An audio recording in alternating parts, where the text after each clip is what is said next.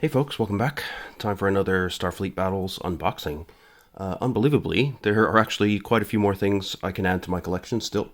I've got all the sort of main modules and box sets and things back in my collection now, but Leisure Games did another restock to my surprise, which has seemed more frequent than they usually do.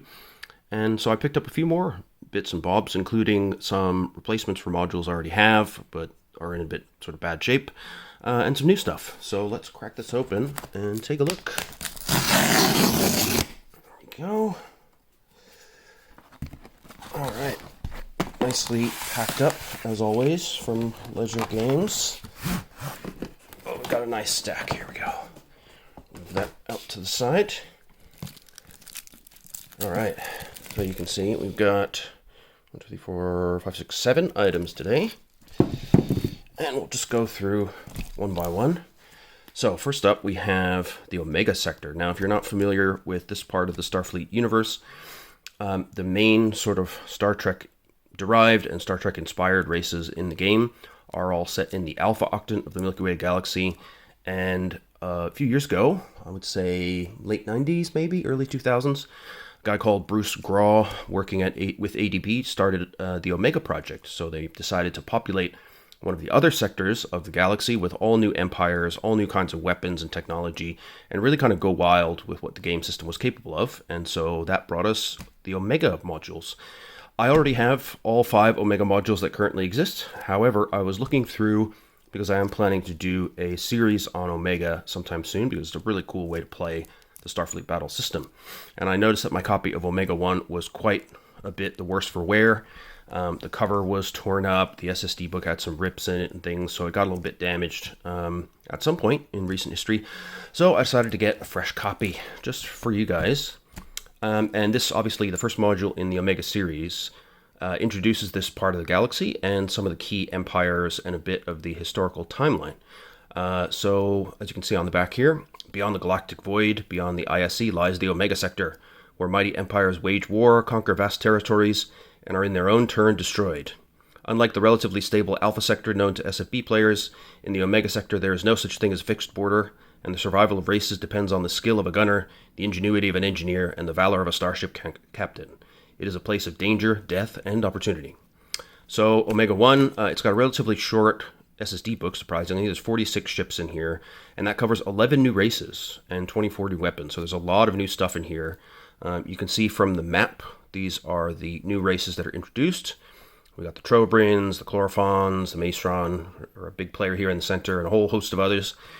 In retrospect, I think a lot of people believe that this module is a little bit too ambitious in its coverage. It maybe should have kind of focused in on a lesser amount of races than all 11 that are in here and just detailed them out a little bit.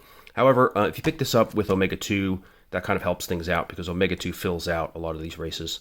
The other Omega modules introduce yet more empires to play. So there's a huge amount of variety in Omega. And you can see here Bruce Graw, who I mentioned before, and edited by ADB. Now, Bruce Graw, I believe, was also heavily involved in the Babylon 5 Wars tabletop spaceship game, which I also am a huge fan of. It's quite close in its playstyle to SFB, but a little bit less detailed, and obviously it's focused on the Babylon 5 universe. It's a fantastic game, unfortunately long out of print, but I do have nearly all the main materials for the game now, so I will do some videos on that in the future, and I highly recommend playing it. There's still a community that supports it as well, by the way. So let's crack this open quickly, and I can show you what you get in Module Omega 1. Now, as I said, I'm going to be doing an Omega Focus series, so you can look forward to that. I'm not going to go into all the details of rules and whatnot, but I will just show off. It's quite a bumper package, this one. With a 46-page SSD book, you might think, well, that's not too much coverage, but there's a lot of new stuff in here to enjoy. So, of course, we have a rulebook. You can see it's reasonably hefty, and that's because of all the new systems and weapons in here. So just to give you a preview, just under direct fire weapons, we've got Omega uses different phasers than Alpha. So we've got new phasers to deal with. We've got pulse emitters, tachyon guns, antimatter cannons, antimatter cloud generators, which is a really cool kind of terrain creating weapon, implosion bolts, particle beams, particle probes, fireballs, bioelectric bolts, plasma whips, attraction repulsion fields, sting torpedoes, energy howitzers, target accentuators, hypercannons, and then we've got seeking weapons. So we've got tachyon missiles, which are like drones, Got implosion torpedoes, high energy acceptance torpedoes, or heat, and kinetic wave generators. Now, these are, you'll notice there's not nearly as much stuff in the seeking weapon section as there is in the direct fire weapon section. And that was a conscious choice on behalf of Bruce. Basically, he wanted Omega Sector to focus less on chucking drones and plasma around the board and more focusing on maneuver and a huge variety of really interesting direct fire weapons. And I think he really accomplished that. It's a really interesting take on the SFB system. Under general systems, there's lots of cool stuff in here, new kinds of shields. We've got the plasma cloud generators, subspace coagulators, all kinds of cool stuff in there. Then, of course, we've got the backgrounds on all the new races. We've got some scenarios and your typical annexes and master ship chart. So an awful lot to take in just in this first module. You can see some scenarios in the back here. We've got background of each of the empires. Here, for example, we have the Vari Combine. And when you read these backgrounds, you'll see that they're very creatively designed, these empires. They all have very different ways of existing, very different ways of indulging in space travel and combat. So they're really, really interesting takes on space traveling civilizations. And here we've got some info on the various new weapons. That was the subspace coagulators there with the diagrams. Our tachyon missiles. Loads of exciting new combat tables to enjoy. So yeah, lots and lots of cool stuff, which I will get into in a future video. And of course, we have some new counters in here. There's actually a lot of counters in this package because there are 11 empires. So you really get a ton of play value in this. We have counters for all the empires represented here. The Macerons, the Prober here in yellow and red. They got their heat torpedoes down here as well. Tachyon missiles for the Macerons are here. We've got the Alunda, who have bioships that they fly, which is pretty cool. The Koligar, we've got the Hivers, who are extensive users of fighters, actually. Then on the second sheet, we have the Chlorophon, who are kind of plant creatures. We've got the L'Oreal, who are kind of space fairy butterfly things with fire shields. Very, very cool. We've got the Sigvirions, who are actually virions. They're virus creatures. We have the Trobrin, who have pretty beefy ships with some hefty seeking weapon capabilities. We've got the Drex, who are big on automation and supercomputing power in their attacking ships. And we've got the Vari, who, importantly, have a really cool new weapon in one of the captain's logs as well, the particle splitter torpedo. So with that, they're a pretty cool race to play. So 416 counters in the package. Tons of stuff to play with here. And then we have our SSD book, which is short but sweet. And you can see 1, 2, 3, 4, 5, 6, 7, 8, 9, 10, 11 different empires. Quite a few. As per usual with an unboxing, I'll just kind of flip through a little bit. So at the front we have some Macerons with a few key ships in here. The Koligar Solidarity, who have these kind of bubbly looking ships.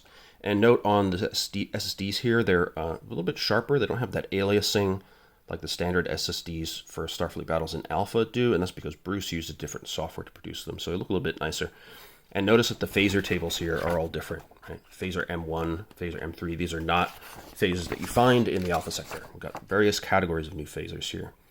We've got destroyers, patrol boats, then we get to the Trobrins, who have pretty hefty ships. They're kind of like the Gorn, very beefy ships, able to take a lot of damage. They got their implosion bolts and implosion torpedoes as well. And so we have another type of phaser, the R1 and R3. Then we've got the Vari Combine. They've got phaser P1, and their heavy weapon here is the particle beam. Again, they have the particle splitter torpedo as well. Pick up Captain's Log at 23 to find that one. Then we've got the Prober. These guys use quantum phasers, which you can see the tables there for Q1, Q2, Q3. They use heat torpedoes and a target accentuator beam that makes their torpedoes more effective. So it's kind of an interesting combination there. Then we have the Chlorophon. These guys use energy howitzers and again quantum phasers. Kind of cool looking, a bit organic, simplistic ship silhouettes, but I kind of like the look of them. The Drex are very spiky and fierce looking, and these are the guys that, again, they have the supercomputers and stuff in their employ to help their ships be more effective in combat. They use hypercannons as their heavy weapons, and they use wide-angle phasers. You can see the table there for Phaser W1 and Phaser W3. That's their big old battle cruiser.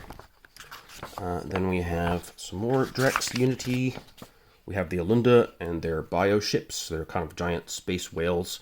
They use the bioelectric bolt weapon. And you can see the plasma whips on the SSD here, which have this cute little kind of spring effect going on there. Got some more Alundas. Then the Hivers. These are the kind of insectoid guys who use fighters. You'll notice down here, the fighters actually have energy. So they do a very simplified kind of energy allocation.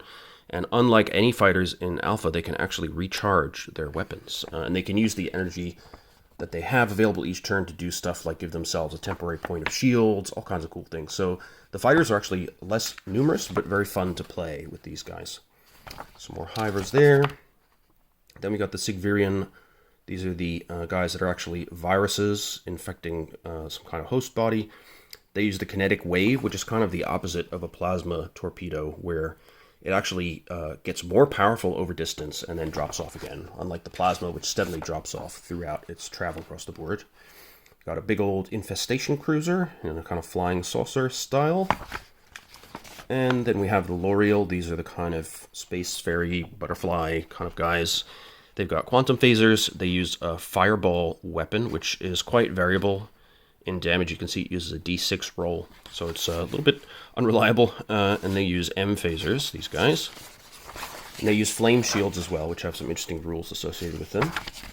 And there you go. That's a quick whirlwind tour of Module Omega 1. Hope it gets you excited about all the cool new stuff to show off in there. Getting into Omega is a bit of an investment because there are 5 modules and loads of new rules to learn and stuff, but I think it is really worth it if you're a fan of the game system. So what I plan to do is cover this and Omega 2 probably in one video, go into a lot of detail about the new rules and stuff, and then I'll introduce you to modules 3 and 4, which introduce new empires, and then in a final video I'll do Omega 5, which is about PFs, or fast patrol ships, in the Omega sector. So yeah, look forward to that. Next up, we have the Jindarians. Now, I already have a copy of this module. However, I bought it a long time ago, and I have the version that was printed in 1995. So this now should be, fingers crossed, the updated version. The cover still says 48-page SSD book, so I hope that that's just a misnomer, but we'll see.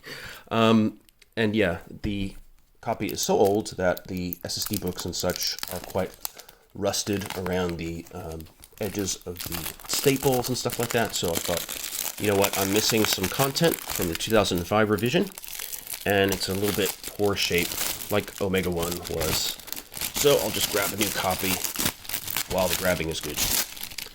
Alright, so now with my luck, this is where we find out that actually they sent me an old version. I hope not.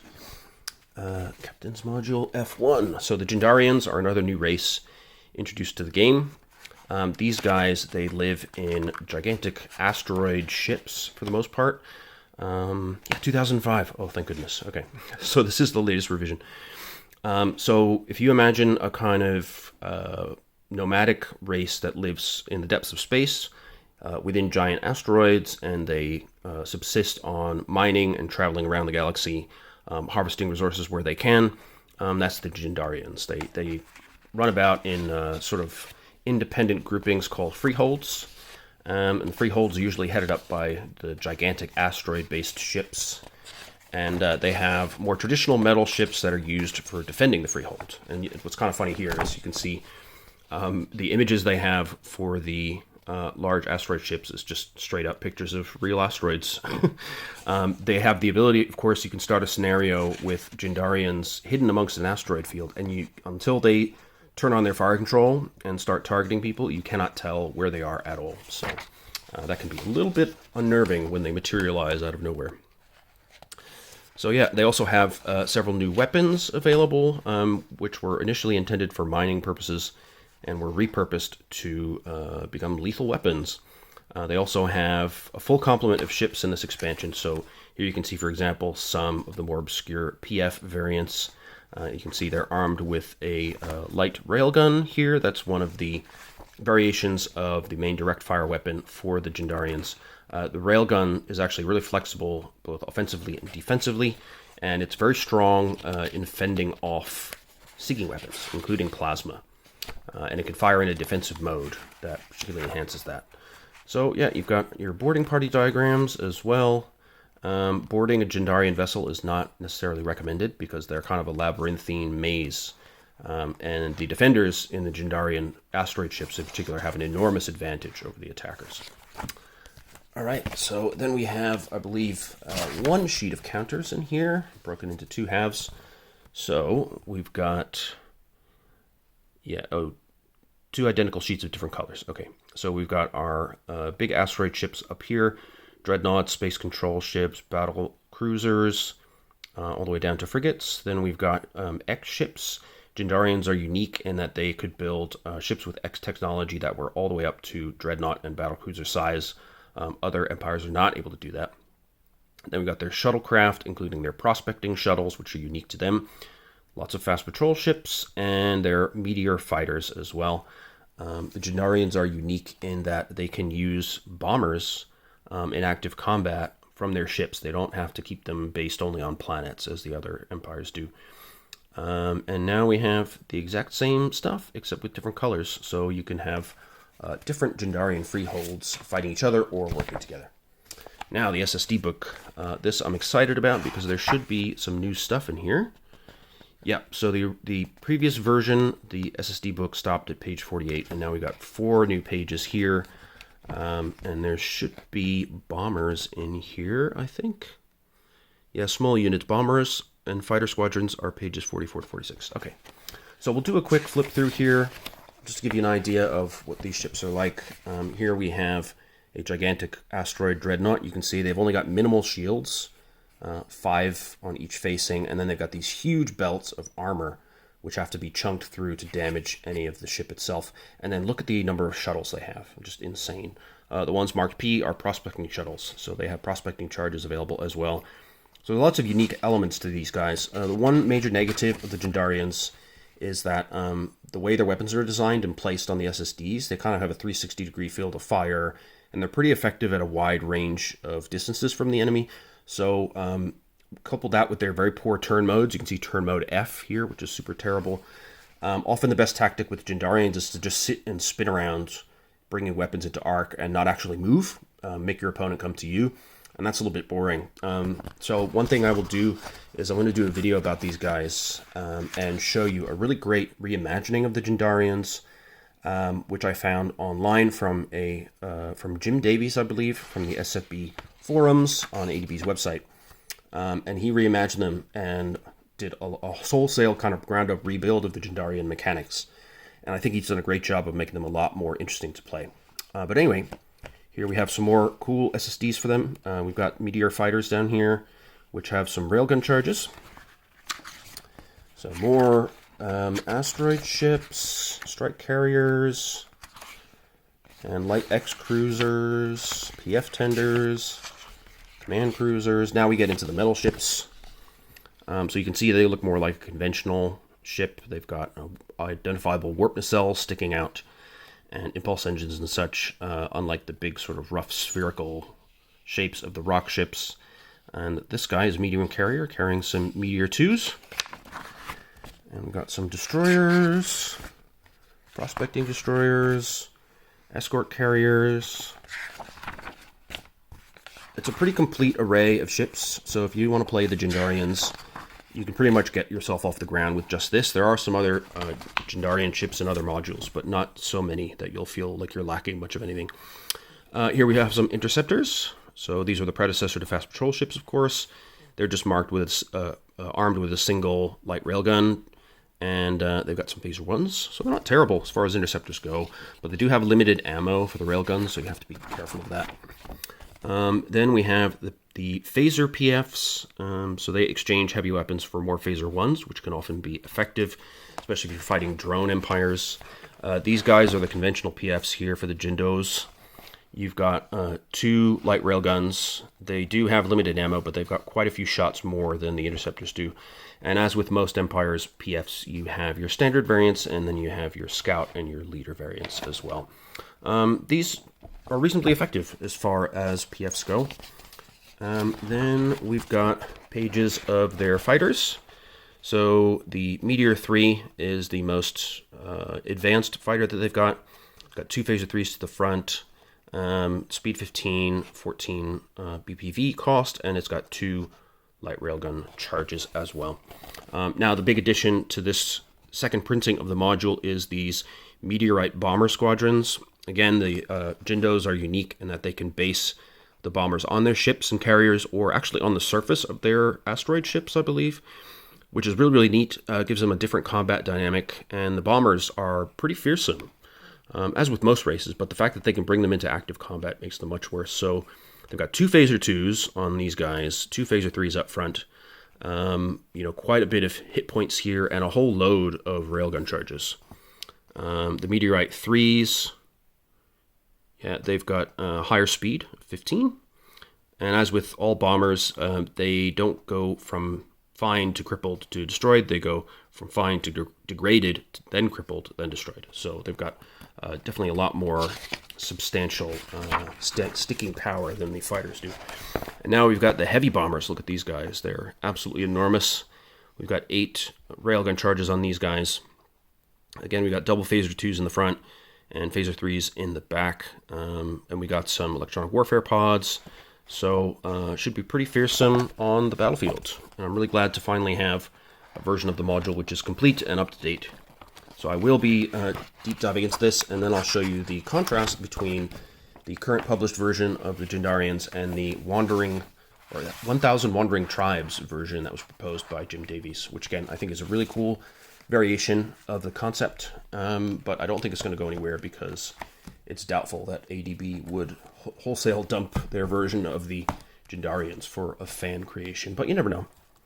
Now I've got the pair of scenario books from Starfleet Battles. I used to have these somewhere, and I think they must have got lost in the move with all the other stuff. They're just really convenient collections of old scenarios for SFB that were then updated to the most recent version of the game when they decided to publish the Captain's Edition. And I believe these also come with some maps.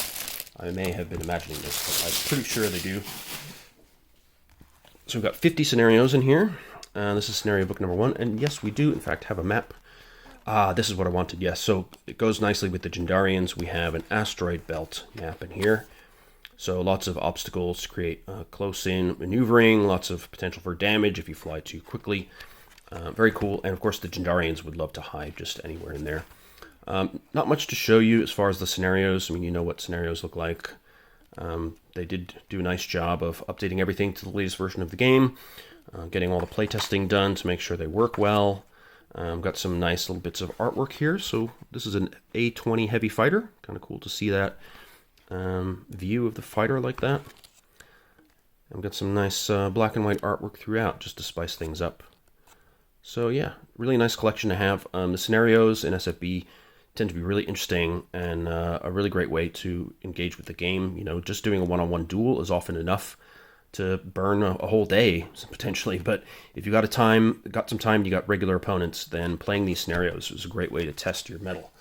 Really see if you can coordinate your fleet actions and build an effective fighting force. Now we've got scenario book number 2, which has 53 scenarios, it looks like. 10 general scenarios, 37 historical, 3 monster scenarios, including the Space Dragon Mating Frenzy, Ice Monster, and the Metamorph, and 2 campaigns. Now, I didn't look at the back of this. Here in the monster scenarios, we have the Alien Artifact Igneous and the Death Probe, and the Energy Monster, and the Combining Aristals Monster. Then we have 31 historical scenarios, and the Frigate Captain campaign. Cool. The SFB campaigns where you command a frigate or a destroyer or, the captain's game or the carrier group game are a ton of fun. So it's really good to have more of those options. So we've got 2 campaigns in Book 2, the LDR Commander with 3 new scenarios and the Survey Cruiser Captain. And we have some bonuses, including another map. So, there we go. These, by the way, are very cheap, $4.99 each. So good value. Many hours of play are potentially contained in here. And also it's a good way to kind of bone up on SFU history, both by reading the scenarios and the historical results and playing them through for yourself to get a feel for how the action played out on the battlefield. And here we go. Now we have another map to add to the collection. This one has a less dense asteroid field than the other one. Very cool. And yeah, let's flip through again just to see the neat little diagrams, if there's any cool artwork in here. Yeah, giving us a little bit of atmosphere in there. We've got some Lyran ship over here, a couple more Lyrans, some Gorn. Yeah, I mean, it's a deceptively small book, but I mean, each of these scenarios could take an immensely long time to play out, especially if you and your opponent really take them seriously. And some of them, I mean, look, you've got a ton of ships in action here, so would quickly become chaotic and crazy and lots of fun. And here we have the ISC against some Lyrans. Very cool. Yeah, so I'm glad to have my hand on these again and to have these maps as well. I think my map collection did survive the move unscathed, but can always do with a few extras. Why not? All right, now I had so much fun reading Captain's Log number 53 that I went a little nuts and I got Captain's Logs 50, 51, and 52. So you know what, we'll take these in order here and we'll start with 50. So this is a bumper anniversary issue. The 50th issue of Captain's Log is kind of a major milestone, and I already have this one digitally, so I know there's a lot of cool stuff in here. We've got a space spider monster. We've got the Zossman Marauders for the Omega sector, which will have more meaning to you once we go through all the Omega bits and bobs in those 5 modules in future videos. The Paladine Empire introduced to FC.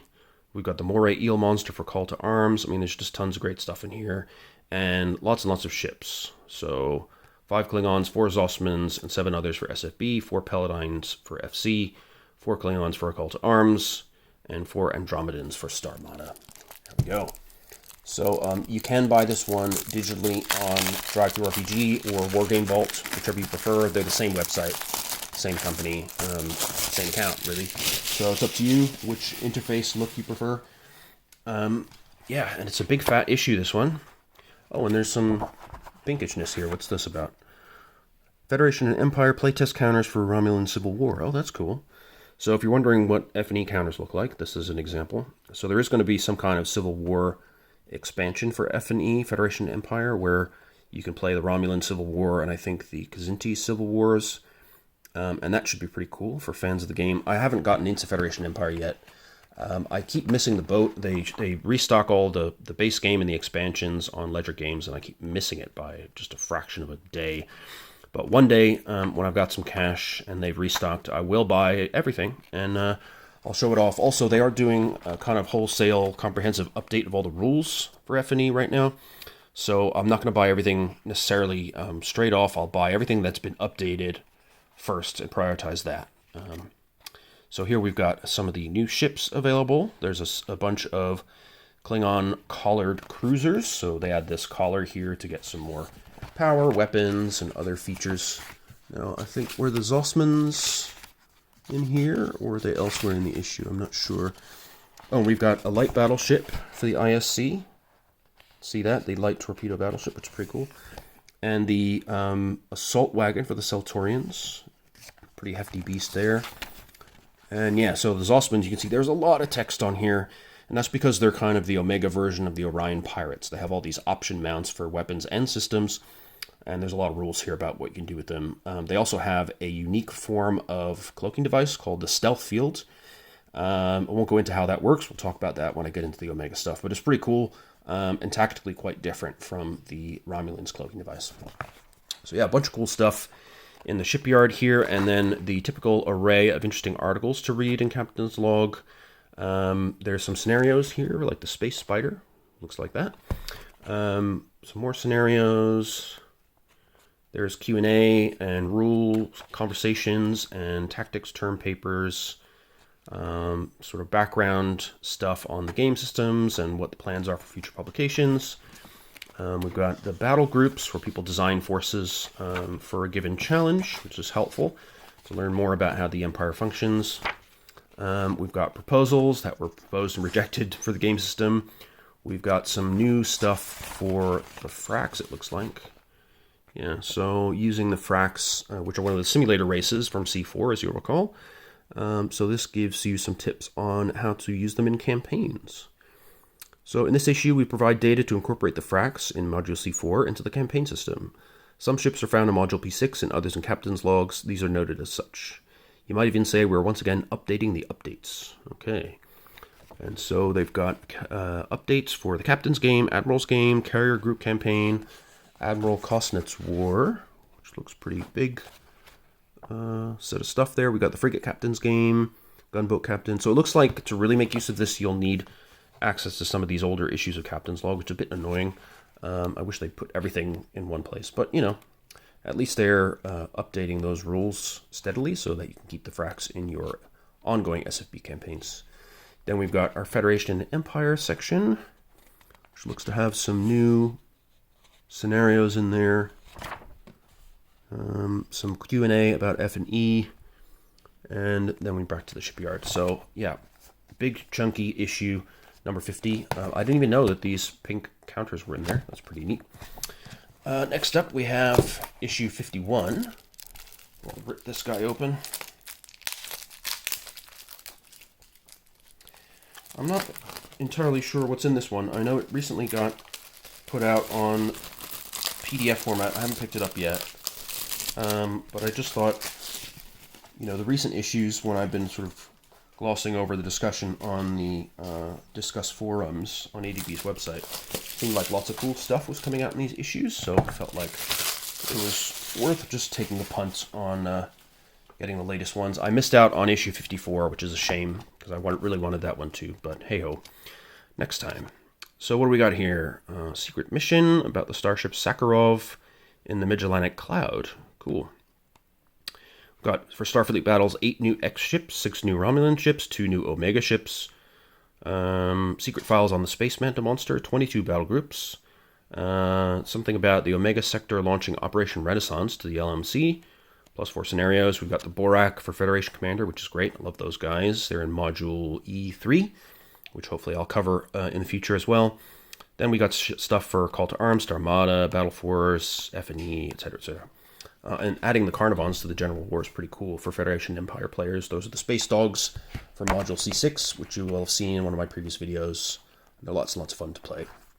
So, let's look at the shipyard content. We've got the Borak War Frigate for Federation Commander. And do they? Yep, they are using phaser cannons.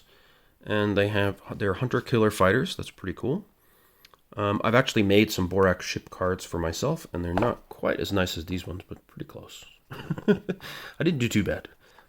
They have a nice little kind of claw effect going on the 8 hunter-killers there, so that's neat.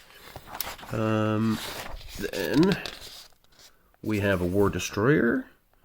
On squadron scale, that's 88 points plus 20 for the hunter-killers. Then we've got War Cruiser at 126 points. You can see now they are showing us the firing arc up here of the Mega Phaser. That's the key heavy weapon for the Borak. And notice also there's this circle here. That's actually a turret, which you can rotate from turn to turn. That allows you to change where your very limited Mega Phaser arc is pointing. It's a really fun dynamic for these guys. They're all phaser based, so that can be really dangerous to design a ship like that in SFB or Federation Commander, because phasers produce a lot of damage for the energy put in. But the designer of the Borak did a really good job at making sure there's just enough power in these ships when they're at full strength to just about power everything. But you start whittling down that capacity pretty quickly as you start taking damage. And using the Mega Phasers effectively is quite a challenge, because you need to have the turret rotated correctly, get the opponent in arc, which is a difficult thing to do. But they're a lot of fun to play, and quite accessible, given that the rules for all weapons are just kind of basic phaser stuff. Alright, and then finally we have the Heavy Cruiser coming in at 136 points, and again with 2 hunter killers and our turret there in the middle. We've got 2 phaser cannons. The phaser cannons basically allow you to take multiple shots as a phaser 2, which makes them pretty chunky when you're at close range. But yeah, I love the Borak. Really hope they come out with a full FC module for them. That would be great. And we have some Omega ships, which is cool. They're relatively infrequently featured in more recent captain's logs from what I understand, so it's nice to see them getting an airing. And we've got a Maceron Alliance, as well as the Prober Revolution ship on the previous page.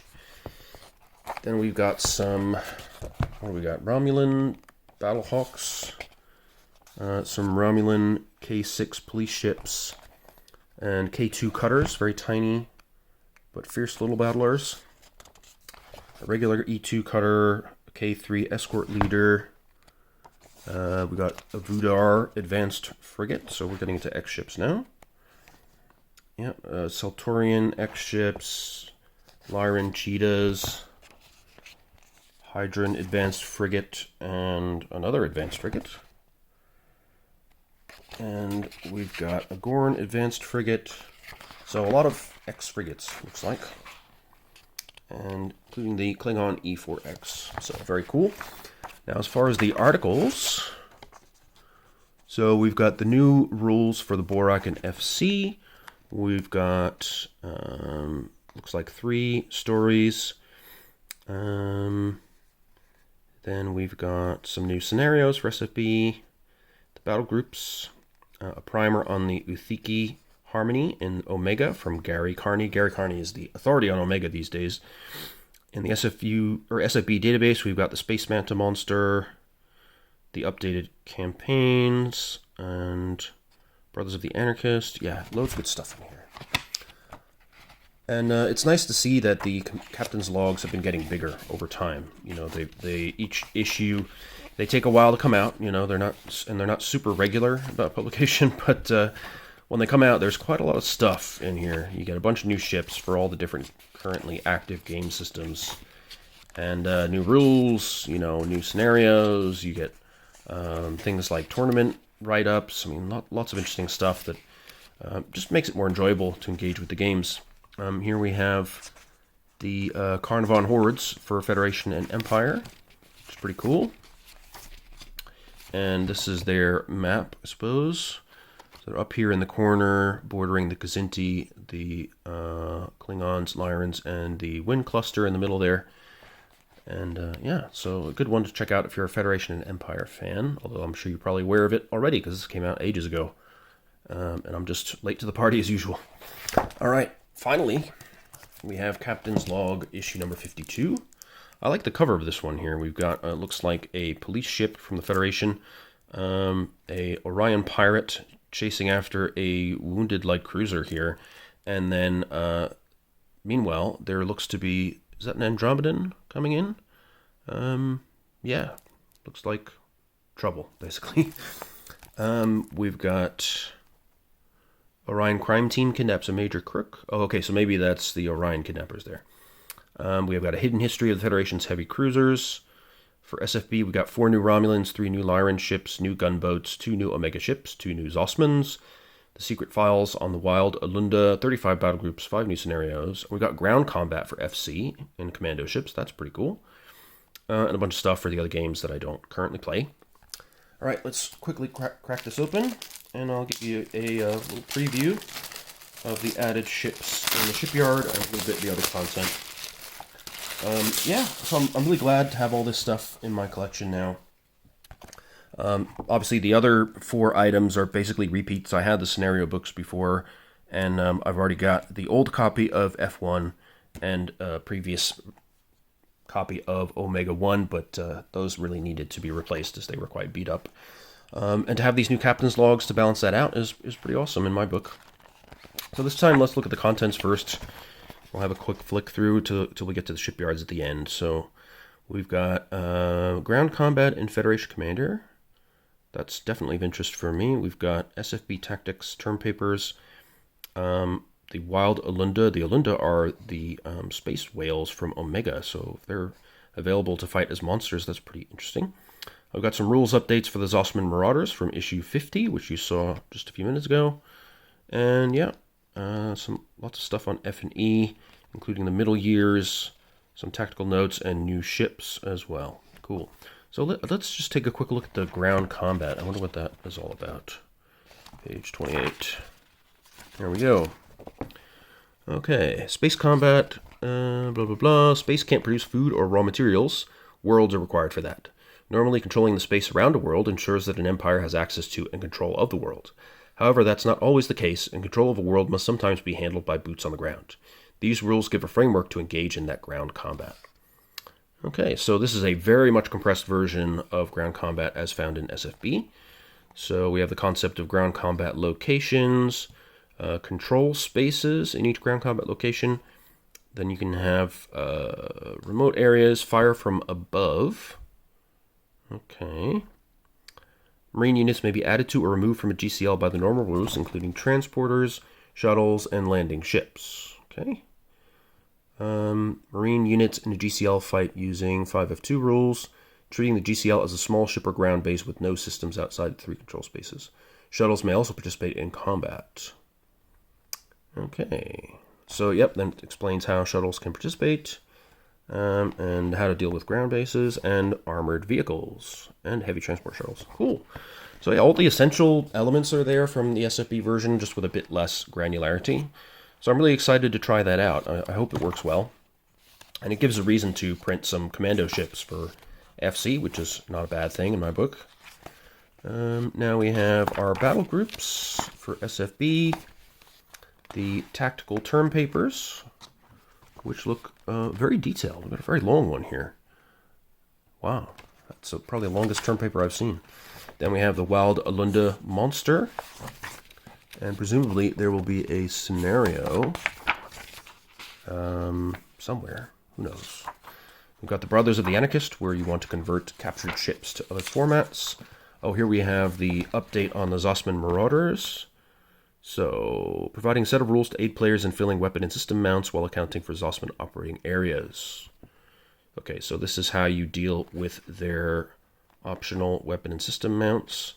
So a summary of everything that is available to them to mount in these option mounts. Available phasers, warp-tuned lasers, heavy phasers, power options, system modules, shuttles, civilian units, okay. Shuttle bombs, fighters and carriers, interceptors, okay. Cool, so that should make things nice and clear for those of you who want to try out the Zossman Marauders in issue number 50. Then we have some Empire-specific notes, some background to Zossman home space, and I guess this is about their interactions with the some of the main belligerents in the Omega sector. Then we've got mercenary operations. Wow, quite a bit of new stuff for the Zossmans. Well done to Gary Carney, by the way, who has been making sure that things keep moving along in Omega, and he proposed these Zossman ships in accordance with what was originally intended by the creator of the Omega sector, Bruce Grawl.